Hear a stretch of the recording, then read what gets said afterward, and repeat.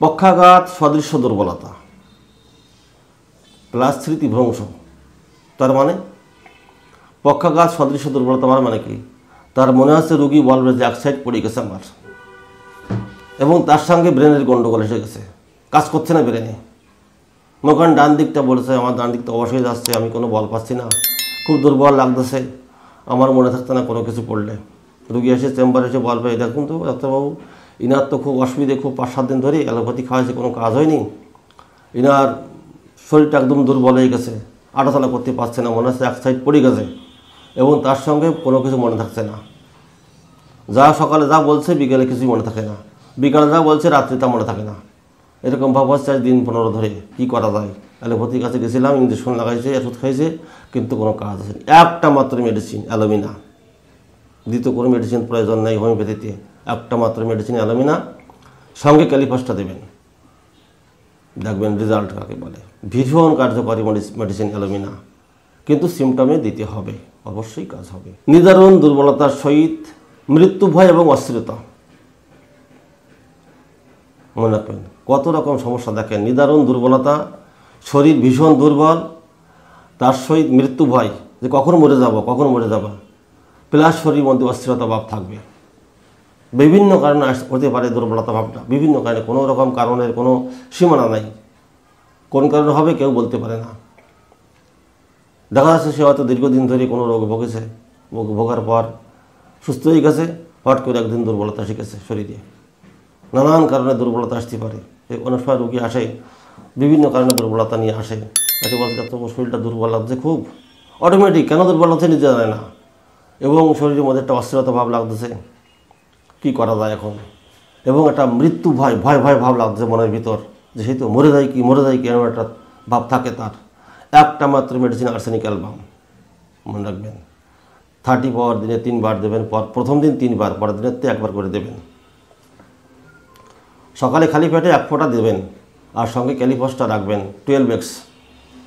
এসব করে বিশেষ করে বয়স্ক লোকেদের বা হয়তো 14-15 বছর থেকে শুরু করে যত বয়স হয় তত বেশি, এই সমস্ত লোকেদের ক্ষেত্রে বেশি দেখা যায়। অভ্যর্থ মেডিসিন, একদম কোনো ভুল নাই, 100% কাজ সাকসেসফুল হবে, কোনো ভুল নাই এগুলো। কিন্তু সিস্টেম অনুযায়ী, লক্ষণ অনুযায়ী, সিমটম অনুযায়ী আমাদের প্রয়োগ করতে হবে।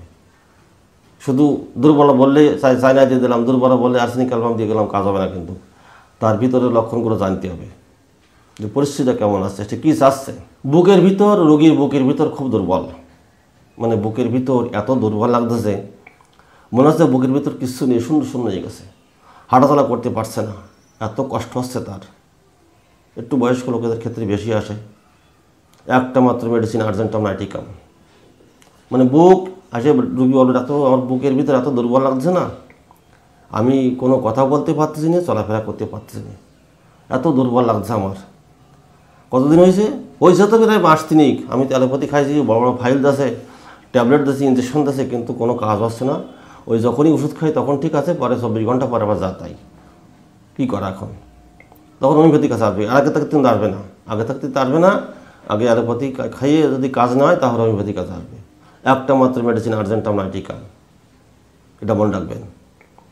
বুকের ভিতর দুর্বলতা, রোগের দ্রুতগতির জন্য দুর্বলতা, এবং সঙ্গে সংজ্ঞা শূন্যতা মানে তার বোধ শক্তি হারিয়ে গেছে, সে বোধ শক্তি নেই, তার চেতনা শক্তি নাই, এত দুর্বল হয়ে গেছে, চেতনা শক্তি হারিয়ে গেছে। একটা মাত্র মেডিসিন ববিষ্ঠা, 30 পাওয়ার দিনে 3 বার দেবেন, প্রথম দিন 3 বার, পরের দিন 2 বার, তারপর দিন 2 বার, পরপর 5-7 দিন দিয়ে দেবেন, আর সঙ্গে ক্যালিফসটা সঙ্গে রাখবেন। দেখবেন রুগী আর দ্বিতীয় কথা বলবে না, বলে যে হ্যাঁ সেরে গেছে আমার, এটা একদম গ্যারান্টি, কোনো কথা নেই, সেরে যাবেই, কোনো ভুল নাই। কিন্তু সিমটমটা ভালো করে ধরতে হবে। ডাক্তার যারা নতুন ডাক্তার বা যারা হোমিওপ্যাথিকে পছন্দ করেন, আপনাদের উদ্দেশ্য আমার বক্তব্য, আপনারা সিমটমটা ভালো করে ধরবেন, ধরেই মেডিসিন প্রয়োগ করবেন। 30-র উপরে যাবেন না, খবরদার। 30-র উপরে গেলে কিন্তু রুগী ঠেকা দিতে পারবেন না। 30-র উপরে গেলেও রুগী ভীতে বিভ্রান্তি করবে। 6 পাওয়ার দিন, তাতে লাভ আছে, কিন্তু 30-তে যাবেন না। আর যারা অত্যধিক নেশা করে তাদের 6 পাওয়ার দেবেন না, 30 পাওয়ার দেবেন। স্ক্রোফোলা ধাতুগ্রস্ত রোগীদের দুর্বলতা, কিন্তু তার সঙ্গে উদরময় থাকবে, অর্থাৎ পায়খানা থাকবে, পাতলা পায়খানা। অর্থাৎ যে সমস্ত রুগীরা দেখেন বাচ্চারা আসে তাদের ঘাড়ের গ্ল্যান্ডগুলো ফুলে যায়, একে বলে স্ক্রোফুলা ধাতুগ্রস্ত রোগী। বিশেষ করে বাচ্চাদের ক্ষেত্রে হয় এগুলো, বয়স্কদের ক্ষেত্রে হয় না, তা না হয়। কিন্তু এগুলো কাদের হয়? যারা দুর্বল রোগী, জীর্ণ শীর্ণ চেহারা, বোঝেন না, ক্যালকেরিয়া ফস, অর্থাৎ যাদের দেখবেন যে অনেক বাচ্চাদের গ্ল্যান্ড ফলে ডান দিকে বাঁ দিকে পিছনের দিকে গ্ল্যান্ড গুটি গুটি গুটি গুটি হয়ে ফুলে ওঠে, তার জন্য শরীর অত্যন্ত দুর্বল হয়ে যায় এবং দুর্বলের জন্যে কথা বলতে পারে না। বয়স হয়তো অনেক সময় রুগী এসে বলে, ডাক্তারবাবু এই বাচ্চাটা দেখেন তো, আজ প্রায় 10-12 দিন ধরে পায়খানা করতেছে আর ঘাড়ে ব্যথা এবং অত্যন্ত দুর্বল হয়ে গেছে।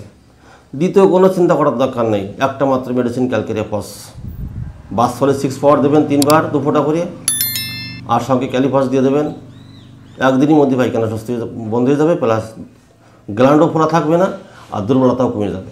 উৎকণ্ঠার সহিত অনিদ্রার কারণে শুক্রাণু ক্ষয়জনিত দুর্বলতার জন্যে অত্যধিক পরিমাণে পড়াশুনো করে, উদ্বিগ্ন সবসময় থাকে, একটা মনের মধ্যে একটা দুশ্চিন্তাভাব থাকে, অত্যধিক শুক্র ক্ষয় করে। এই ধরনের দুর্বলতা রোগীর ক্ষেত্রে আমরা কোকুলাস ইন্ডিকা একটা মাত্র মেডিসিন।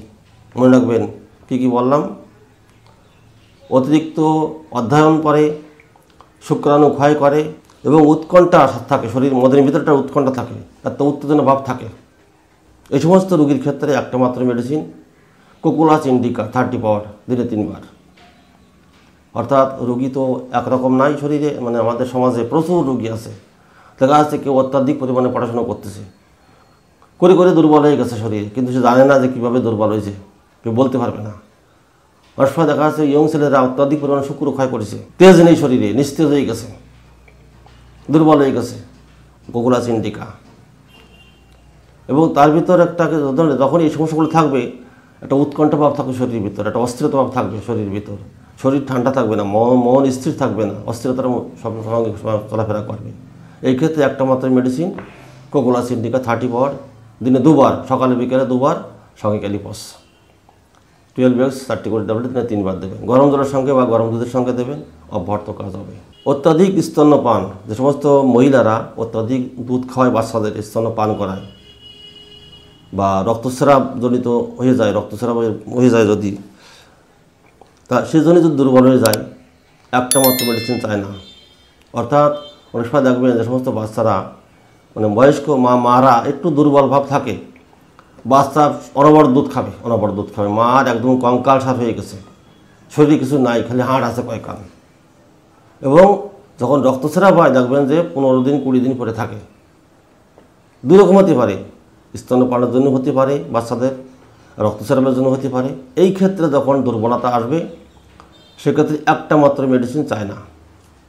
যদি মেয়েটির বয়স যদি অল্প হয়, অর্থাৎ 18-20 বছর হয়, চায় না 6 পাওয়ার 2 ঘন্টা পর দেবেন, 6 পাওয়ার 2 ঘন্টা পর সঙ্গে ক্যালিফস দেবেন।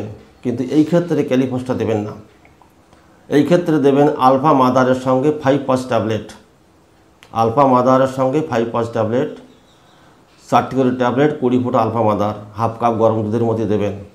আর চায় না 30 পাওয়ার দিনে 3 বার দেবেন, সকালে দুপুরে রাত্রে। আর যদি 6 পাওয়ার দেন তাহলে প্রথম 3 দিন দেবেন 2 ঘন্টা পর, অর্থাৎ সকালে দুপুরে রাত্রে, বা 4 বারও দিতে পারেন দিনই, 2 ঘন্টা 2.5 ঘন্টা অন্তর দেখবেন রেজাল্ট কাকে বলে। সবসময় ক্যালিফস চলবে না, এক্ষেত্রে 5-5 দরকার আছে, যেহেতু তার শরীরটা এত দুর্বল হয়ে গেছে, শক্তি কিছু নাই তার শরীরে।